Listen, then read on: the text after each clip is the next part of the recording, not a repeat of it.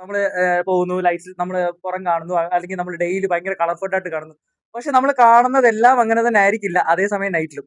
നിങ്ങൾ ശ്രദ്ധിച്ചാൽ മനസ്സിലാവും പല സീക്വൻസിലും നമ്മള് പകല് കണ്ട പല സ്ഥലങ്ങൾ തന്നെയാണ് വീണ്ടും വീണ്ടും കാണുന്നത്.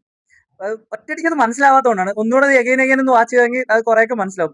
എവിഡന്റ് ആയിട്ട് അത് കാണിക്കാതിരിക്കാൻ മാക്സിമം ഞാൻ എഡിറ്റർ എന്ന നിലയിൽ ഞാൻ ശ്രമിച്ചിട്ടുണ്ട്. കട്ട് ചെയ്ത് മാക്സിമം കുറച്ച് കുറച്ച് വെച്ചിട്ടുണ്ട്.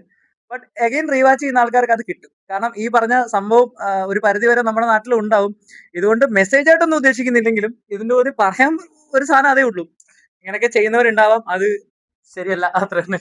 ഇത് വേറെ വീട്ടിൽ കാര്യത്തില് ഇവൻ എഡിറ്ററും ഡയറക്ടറും ആയതിന്റെ ഒരു ഗുണവും ദോഷവും എന്താ വെച്ചാല് എന്റെ കുറെ നല്ല സ്റ്റൈലിൽ മറ്റേ എഡി ഉണ്ടായിരുന്നു ഒരാള്. അപ്പൊ അവൻ പറഞ്ഞു, ചേട്ടാ ഏതായാലും ഇയാള് കൂട്ടൊക്കെ ഇട്ട് വന്നല്ലേ, അയാളെ കുറച്ചൊന്ന് നന്നാക്കി കയ്യും വിരല് കാല് ഷൂ ഒക്കെ ഫുൾ ഒന്ന് സ്റ്റൈലാക്കി എടുത്തൂടെ എന്നൊക്കെ ചോദിച്ചു. ഞാൻ പറഞ്ഞു അതൊന്നും വേണ്ട, എനിക്ക് അവനെ നടന്നങ്ങ് പോയാൽ മതി.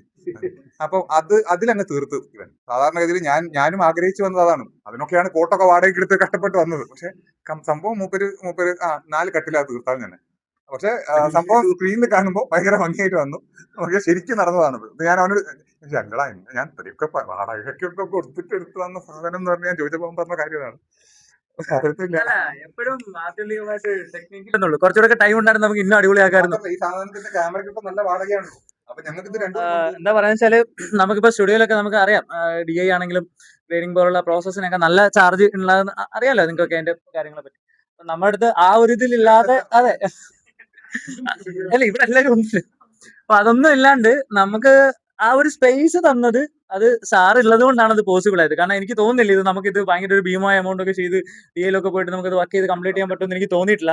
സ്റ്റിൽ ഇന്നലെ നൈറ്റ് നമ്മൾ കുറച്ച് സമയം ഇത് ഇരുന്നു, നമ്മൾ ഇത് ചെയ്തിട്ടുണ്ടായിരുന്നു. അപ്പം ഇനിയും തീർച്ചയായിട്ടും അത് പറയാതെ സാറ് തരും. ഞാനിത് പറയാൻ കാരണം അത് പലപ്പോഴും കിട്ടാറില്ല പല ആൾക്കാർക്കും. കാരണം എന്റെ അടുത്ത് പല ആൾക്കാരും ഇത് പറഞ്ഞിട്ടുണ്ട്, നിങ്ങൾ ഭയങ്കര ലക്കിയാണ്, ഓഫീസ് സാറിന്റെയാണ് ബട്ട് കീ നമ്മുടെ എന്ന് പറയുന്ന ഒരു അവസ്ഥ ഇതുണ്ട്. അപ്പൊ ഇന്നലെ രാത്രിയും പോയി ഞങ്ങൾ ഇടയ്ക്കിടയ്ക്ക് കണ്ടിട്ട് റൊമാൻറ്റിഫിക്കേഷൻ ആക്കുന്ന അല്ല അത് എന്താ വെച്ചാല് ഞാൻ ഒരിക്കൽ പോലും സിനിമയിൽ എത്തിപ്പെടുമെന്ന് വർക്ക് ചെയ്യാൻ പറ്റുമെന്ന് പോലും വിചാരിക്കാത്തൊരു ബാക്ക്ഗ്രൗണ്ടിൽ നിന്നാണ് ഞാനൊക്കെ തുടങ്ങുന്നത് തന്നെ.